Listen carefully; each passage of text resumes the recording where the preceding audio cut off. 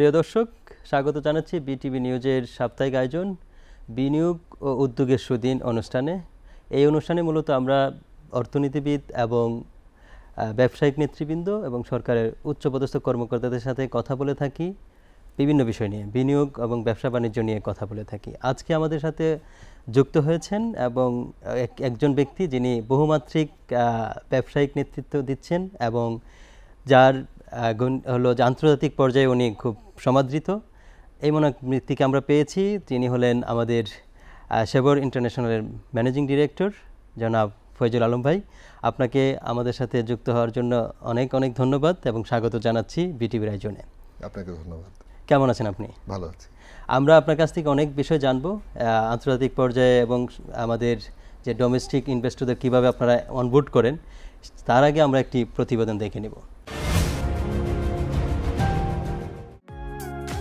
প্রতিযোগিতামূলক বিশ্বে ভালো পণ্য বা সেবা থাকলেই বিনিয়োগ আসে না। বিনিয়োগকারীরা খুঁজে ফেরে এমন পরিবেশ, প্রতিষ্ঠান যেখানে লক্ষ্য থাকে স্পষ্ট এবং ভবিষ্যৎ থাকে স্থিতিশীল, যা ব্র্যান্ডিংয়ের মাধ্যমে প্রকাশ পায়। তাই উদ্যোক্তা থেকে শুরু করে কর্পোরেট প্রতিষ্ঠান সবাইকে এখন বুঝতে হচ্ছে বিনিয়োগের দরজায় কড়া নাড়তে চাইলে আগে দরজার পেছনে দৃঢ় এক পরিচয় গড়ে তুলতে হবে।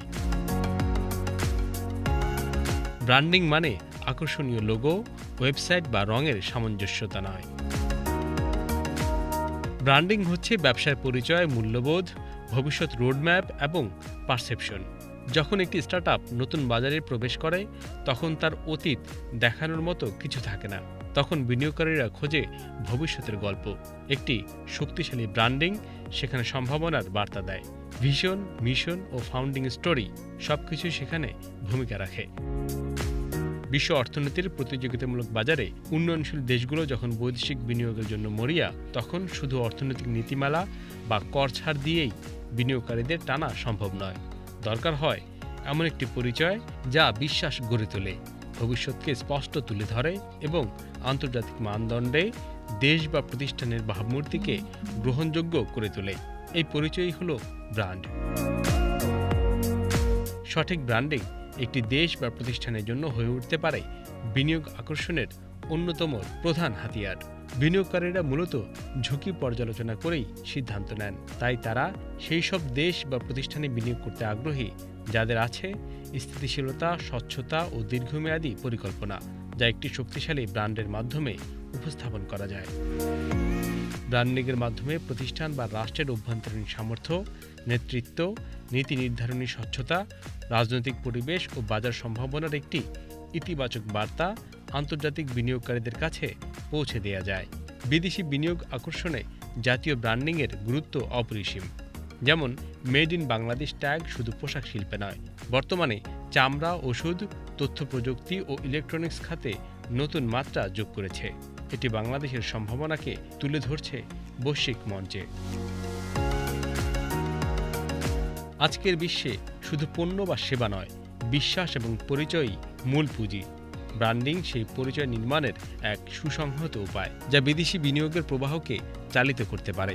বাংলাদেশের মতো সম্ভাবনাময় দেশের জন্য এই ব্র্যান্ডিং কৌশল ভবিষ্যতের জন্য হয়ে উঠতে পারে সবচেয়ে কার্যকর বিনিয়োগ ডিপ্লোমেসি।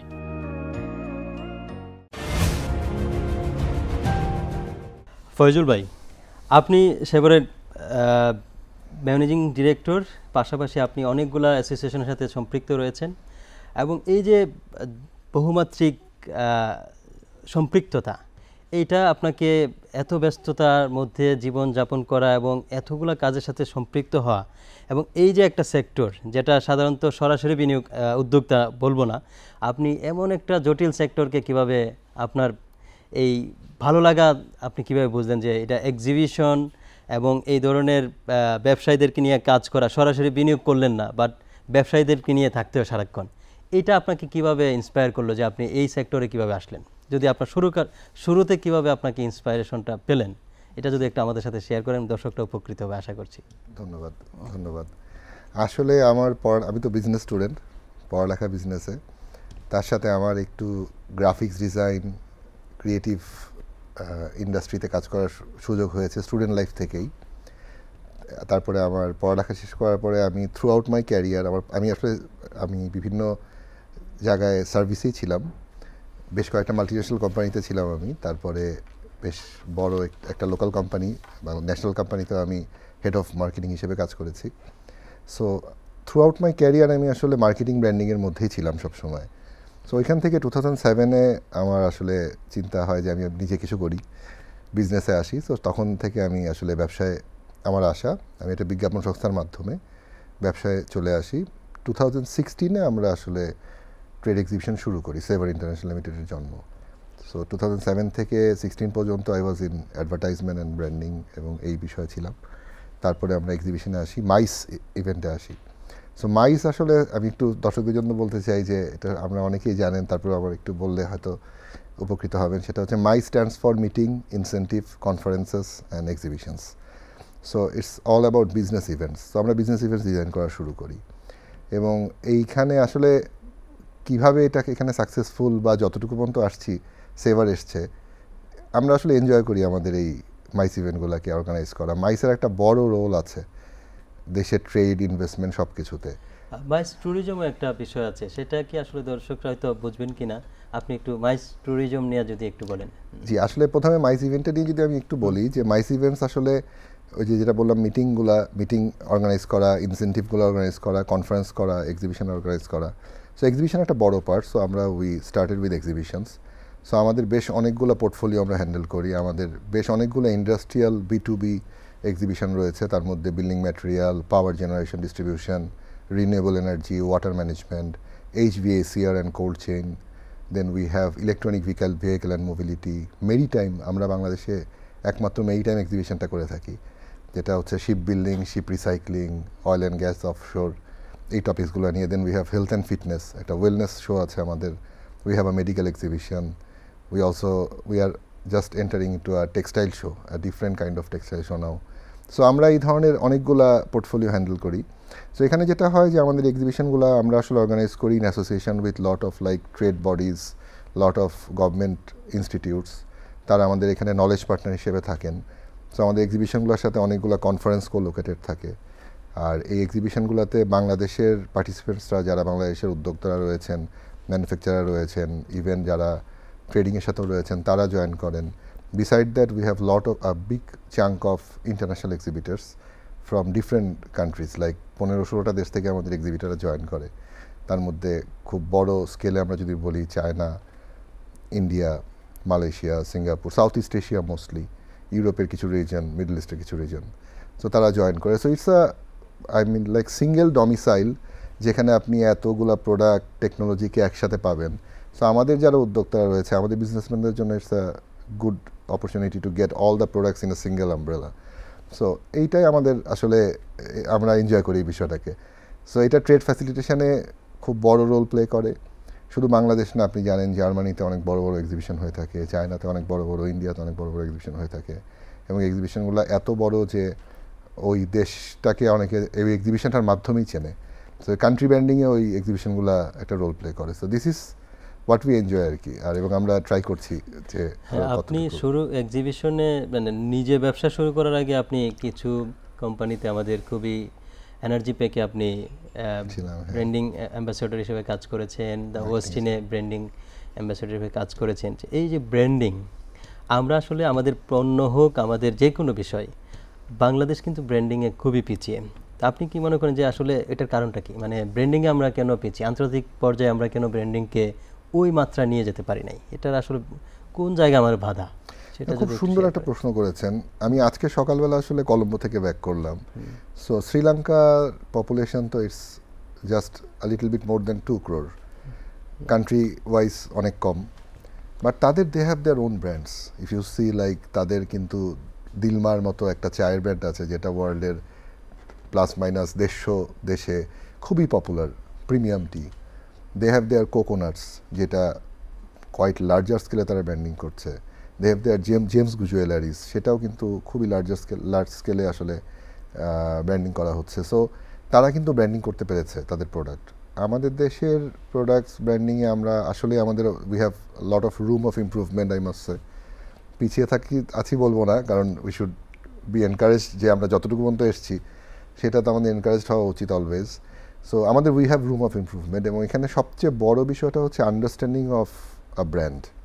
এই জায়গাটাতেই আমার কাছে মনে হয় যে একটা বড় ল্যাকিংস আছে। হোয়াট ইজ মানে আসলে যারা এন্টারপ্রেনিয়াররা তাদের এই বিষয়টার উপরে খুব ডিটেল পড়ালেখা না থাকার কারণে একটা সার্টেন স্টেজের পরে তারা আর স্কেল আপ করতে পারছে না, এটাকে একটা গ্লোবাল ব্র্যান্ড হিসেবে দাঁড়া করতে পারছে না। This is a big issue. আমাদের কিন্তু অনেকগুলো সেক্টর আসলে এক্সপোর্টে আমরা একটা বড় কন্ট্রিবিউশন করছি। We know we are the second largest in textile. We have our ship recycling. We also have like pharmaceuticals, jute, leather, light engineering. So সবগুলো সেক্টরে আসলে ব্র্যান্ড ডেভেলপ করার এখানে সুযোগ আছে। So understanding of brand is very important, like brand এলিমেন্টসগুলো কি, ব্র্যান্ডকে কীভাবে লিভারেজ করতে হয়, একটা ব্র্যান্ডকে কীভাবে আস্তে আস্তে করে it should grow like a baby, so এটা কীভাবে হয়, এই ব্যাপারগুলোর উপরে আমার মনে হয় অনেক পড়ালেখা প্রয়োজন, আন্ডারস্ট্যান্ডিং প্রয়োজন, তাহলে আমাদের দেশ নিশ্চয়ই ভালো করবে। আপনারা তো আন্তর্জাতিক বাণিজ্য নিয়ে কাজ করেন, পাশাপাশি যে বিনিয়োগ তো আসলে অন্য দেশ থেকে বা লোকাল বিনিয়োগ হতে পারে, সেটা কি আপনারা আসলে ইন্সপায়ার করেন কিনা? ট্রেডিংয়ের পাশাপাশি একেবারে ম্যানুফ্যাকচারিং খাতে যদি কারা আসতে চায়, কোনো চায়না হতে পারে, সেটা মালয়েশিয়া হতে পারে, সিঙ্গাপুর হতে পারে, তো এই ক্ষেত্রে আপনাদের কোনো আলাদা সেগমেন্ট থাকে কিনা যে ইনভেস্টমেন্টের ক্ষেত্রে আপনারা কিছু বিষয় ফোকাস করবেন? ট্রেডিংয়ে করছেন এনাফ, ইনভেস্টমেন্টকে ফোকাস করে কি আপনাদের কোনো ধরনের চিন্তা বা সেগমেন্ট থাকে কিনা? আমি দেখেছি প্রত্যেক বছরে যে আপনাদের সেবার এক্সপো নামে কিছু আমার সোশ্যাল মিডিয়াতে আমি চোখ রাখলে আমি দেখতে পাই। তো আপনারা কি এটা ইয়ারলি করেন নাকি মাঝে মধ্যেই এই ধরনের প্রোগ্রাম? না, আমাদের most of the exhibitions yearly. There are few shows যেগুলো বাই ইয়ারলি, সো এরকম মোস্ট অফ দ্য এক্সিবিশনস আমাদের আসলে ইয়ারলি। আর বিনিয়োগের যে কথাটা বললেন ভাইয়া, আসলে এক্সপোর্ট বলি, বিনিয়োগ বলি, ইন্ডাস্ট্রির ওভারঅল স্কেল আপ ডেভেলপমেন্ট, এগুলোকে তো আসলে আপনি এক্সপ্লিসিট করতে পারবেন না, এগুলো একটার সাথে ইন্টার রিলেটেড। সো একটা দেশ যদি এক্সপোর্ট করে তখনই ওই দেশে ইনভেস্টমেন্টের সুযোগ বেড়ে যায়, কারণ যখন এক্সপোর্টের ক্যাপাসিটি তৈরি হয় তখন ইনভেস্টার অ্যাট্রাক্টেড হয় to invest with technology and product, তার কনসার্ন নিয়ে এখানে এসে ম্যানুফ্যাকচার করে আবার এক্সপোর্টে কন্ট্রিবিউট করা। সো এইগুলো তো আসলে একটার সাথে একটা চেইন সিস্টেম। সো আমাদের এই এক্সিবিশনগুলো আসলে প্রত্যেকটা সেগমেন্টকে আমরা স্পট করি, আমরা ফোকাস করার চেষ্টা করি। আমাদের এখানে ইনভেস্টমেন্টের একটা বড় সুযোগ রয়েছে। কিছুদিন আগে বিডা একটা বড় ডেলিগেশনকে ইনভাইট করে নিয়ে আসলো চায়না থেকে। So they have confirm to come to our exhibition as visitors. So এগুলোকে আমরা আমাদের জায়গা থেকে সর্বোচ্চ টাই আপ করার চেষ্টা করি, এবং আমরা আসলে বিভিন্ন সংস্থার সাথেও এই বিষয় নিয়ে কথা বলছি, কন্টিনিউয়াসলি আমরা এই ডিসকাশনে আছি। বিডার সাথেও আমাদের একটা ডিসকাশন হচ্ছে, ইপিবির সাথে আমাদের ডিসকাশন হচ্ছে, বেবজা। সো প্রত্যেকটা অথরিটিকে আসলে কীভাবে কানেক্ট করে আমাদের এক্সিবিশনের স্টেক হোল্ডার হিসেবে আরও মানে মোর কী বলবো যে ওন করানো যায় শোটাকে, সেটা ইম্পর্টেন্ট। আদারওয়াইজ এই এফোর্টগুলো আসলে অপটিমাইজ হবে না। আপনারা আমি যে প্রোগ্রামগুলো দেখেছি, আপনাদের প্রোগ্রামের মধ্যে দেখলাম যে স্থানীয় বিনিয়োগকারীদের পাশাপাশি আন্তর্জাতিকের বড় পরিসরে একটা উপস্থিতি। এতে হয় কি, আপনি এই প্ল্যাটফর্মটা তৈরি করে দিলেন, এতে স্থানীয় এবং আন্তর্জাতিক বিনিয়োগদের একটা B2B নেটওয়ার্কিং হচ্ছে, এর মাধ্যমে কিন্তু তারা কথা বলে নিচ্ছে যে এইভাবে হয়তো ইনভেস্টমেন্টটা আসতে পারে। আজকে যারা ট্রেড করছে কালকে সেই তো ইনভেস্টর। রাইট, আজকে ট্রেড করে 5 বছর ট্রেড করার পরে যদি সে এই মার্কেটটাকে ভায়াবল মনে করে both in domestic and in international export মানে কনটেক্সট, তাহলে তো সে আসলে এরপরে ফেস্টে হচ্ছে ইনভেস্টর। হ্যাঁ, আমি যেটা বলতে চাচ্ছি যে আমাদের বাংলাদেশে তো ওয়ার্কার খুবই লো কস্টে পাওয়া যাচ্ছে, এই তুলনা যিনি ট্রেডিং করবেন তিনি যখন ইনভেস্ট করবে তার প্রফিটটা হয়তো মার্জিনটা আরও বেড়ে যাবে। সেই ক্ষেত্রে সে বাংলাদেশ মার্কেট ধরা দরকার নাই, তাকে এক্সপোর্ট করে নিয়ে গেলেও সে কিন্তু একটা প্রফিট মার্জিন একটু ভালো পাবে অন্য দেশের তুলনায়, সেটা হবে। এবং আমি মনে করি যে আপনারা যে এক্সিবিশনটা করছেন এটা কি ইয়ারলি না করে আরও বেশি ফ্রিকোয়েন্টলি করা যায় কিনা, সেক্ষেত্রে মানে গভর্নমেন্ট লেভেল থেকে কোনো ধরনের সহযোগিতা পেলে আপনারা আরও ভালো ফ্রিকোয়েন্ট ব্র্যান্ডিং বা এক্সিবিশন করতে পারেন, সেটা কিন্তু মানে এই প্ল্যান আপনাদের আছে কিনা? জি, আমরা আসলে আপনি যেটা বললেন প্রথম পয়েন্টটা, যে এখানে যারা ইনভেস্ট করছে তারা আসলে কন্টিনিউয়াসলি ইনভেস্টমেন্টে আসতে পারে কিনা, এবং আমরা এইগুলোকে আরেকটু ইন্টেন্স মানে প্রতি বছর না করে, আসলে হয় কি একটা ট্রেড শো সাকসেসফুল করার জন্য আমাদের মোরলেস 1 ইয়ার সময় লাগে, কারণ হচ্ছে এটা তো বিভিন্ন দেশে এটাকে প্রমোট করা হয়। সো বিভিন্ন দেশে যখন প্রমোট করা হয় ওইটা সেলস শেষ করে প্রমোট করা শেষ করে ওদেরকে আবার অনবোর্ড করা, তাদের ভিসার বিষয় থাকে, তাদের লজিস্টিকের বিষয় থাকে, ওই দেশ থেকে প্রোডাক্ট পাঠানোর বিষয় থাকে। সো এক একটা এক্সিবিশন আসলে যদি ইয়ারলি হয়, that is a good frequency. আর ম্যান পাওয়ারের যে বিষয়টা, আমাদের যে low cost manpower, I must say যে শুধুমাত্র লো কস্ট না, এফিশিয়েন্ট ম্যান পাওয়ার। কারণ আমি যেহেতু বাংলাদেশের বাইরেও কয়েকটা দেশেই আমার কাজ করার সুযোগ হয়েছে এক্সিবিশন নিয়ে, ট্রেড নিয়ে। সো আমি দেখেছি যে আমাদের নিয়ারবাই কান্ট্রিগুলোর চেয়ে আমাদের ওয়ার্কফোর্সের এফিসিয়েন্সি আমি বলবো যে খুবই competitive, in some cases much much better. So efficient low cost man power তো আমাদের রয়েছে, তার সাথে যদি ইজ অফ ডুইং বিজনেসটাকে ইন্ট্রোডিউস করানো যায় in terms of permissions, FDI permissions, সবগুলোকে যদি আরেকটু ইন্টিগ্রেট করানো যায়, যেটা আসলে বিডার একটা বড় রোল এখানে আছে। এবং আমি এখন দেখছি যে এটা খুবই অ্যাগ্রেসিভলি বিডা রোড শো করছে, এটা করার চেষ্টা করছে, উইচ ইজ আ মানে very positive sign for Bangladesh. So আমি বিশ্বাস করি যে এগুলো ইন্টিগ্রেটেড হলে will come up with a very good future. আপনি যথার্থ বলেছেন যে ইন্টিগ্রেশন একটা গুরুত্বপূর্ণ বিষয়, কারণ ইন্টিগ্রেশনের মাধ্যমে, এবং আমরা জানি যে খুবই ওয়েল নোন একটা টার্ম আছে যে ওয়ান স্টপ সার্ভিস, যদি এটা এনশিওর করা যায় অবশ্যই আসবে। এবং আপনাদের ভূমিকা কিন্তু অনেক বেশি, কারণ আমাদের মার্কেটটাকে ব্র্যান্ডিং করার জন্য আপনারা কাজ করবেন, এবং সেই ক্ষেত্রে আমাদের যে ওয়ার্কাররা আছে সেটা সুযোগ পাবে, জব ক্রিয়েশন হবে, এবং সেখানে গভর্নমেন্টের প্রফিট জেনারেট হবে, সব কিছুই আসবে। সেটার জন্য ব্র্যান্ডিং মানে আমি মনে করি যে খুবই গুরুত্বপূর্ণ। এখন আমি বলতে চাচ্ছি যে আপনি তো আন্তর্জাতিক ব্যবসার সাথে জড়িত, এখানে আমাদের যে উদ্যোক্তা আছে তারা আসলে আন্তর্জাতিক যে সম্পর্কটা, এটা কিভাবে মানে যদি খুব প্রতিষ্ঠিত করতে চায়, তাদের আসলে কি কি বিষয়ে গুরুত্ব দেওয়া উচিত আপনি মনে করেন? এইটা একটা খুবই ইম্পর্টেন্ট কোয়েশ্চেন আই মাস্ট সে। সেটা হচ্ছে যে আসলে আন্তর্জাতিক ব্যবসায় যদি কেউ পেনিট্রেট করতে চায়, নিজেকে যদি ওখানে ইন্ট্রোডিউস করতে চায়, কয়েকটা ফ্যাক্টর মাথায় রাখতে হবে। একটা হচ্ছে কালচার, কিন্তু কালচারাল একটা শক কিন্তু হয়।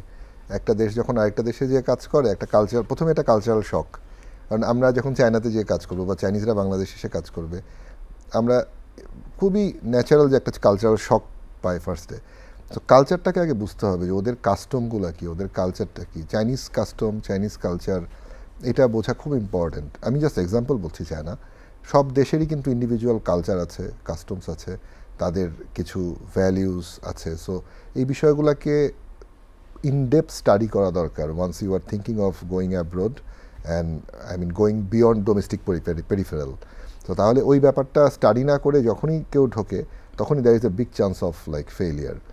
সেকেন্ড হচ্ছে ওই দেশের যে রুলস রেগুলেশনস বিজনেস করার জন্য, starting from incorporation of a company to business run করার জন্য ওদের যে রুলস রেগুলেশন, সেইগুলোর ব্যাপারে একটা ক্লিয়ার আন্ডারস্ট্যান্ডিং, ক্লিয়ার রিসার্চ থাকা খুবই প্রয়োজন।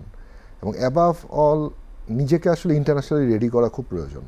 সেটা হচ্ছে যে খুবই বড় একটা বিষয়, যেটা আমরা অনেক পার্শ্ববর্তী দেশকে দেখি, they are too much internationally ready for international market. So আমাদের এই প্রিপেয়ারনেসটার জন্য গভর্নমেন্টকে ট্রেনিংয়ের অ্যারেঞ্জমেন্ট করতে হবে, অনেক ইন্টারন্যাশনাল ট্রেনিং অ্যারেঞ্জ করতে হবে, how to be prepared for international market in terms of mindset, in terms of understanding, in terms of doing intense research.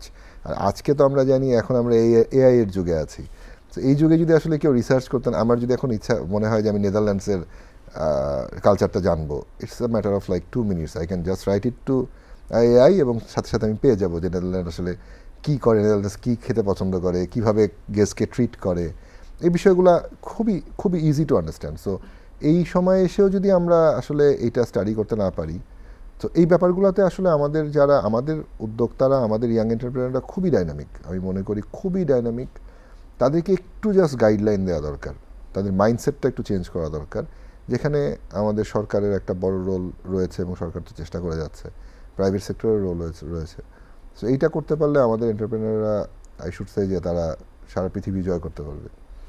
আমি লাস্ট কোশ্চেন এটাই করতে চেয়েছিলাম, আপনি আপনার আলোচনায় নিয়ে আসছেন যে আমাদের তরুণ উদ্যোক্তাদের জন্য আসলে কী ধরনের মাইন্ডসেট তৈরি করা দরকার ব্যবসা শুরু করার জন্য, সেটা আপনি নিয়ে আসছেন। তো ওই জন্য আমরা আজকে আসলে একেবারেই শেষ পর্যায়ে, আমরা আশা করছি যে আপনার সাথে আবারও কোনো একটি প্রোগ্রামে দেখা হবে, আরেকটি এপিসোডে। তো এই পর্যন্ত ভালো থাকবেন, ধন্যবাদ আমাদের সাথে যুক্ত হওয়ার জন্যে। প্রিয় দর্শক, আজকে এই পর্যন্তই। আমরা আগামী সপ্তাহে অন্য একটি বিষয় নিয়ে আমাদের অন্য একজন অতিথির সাথে দেখা হবে। সেই পর্যন্ত আপনারা ভালো থাকুন, সুস্থ থাকুন। আল্লাহ হাফেজ।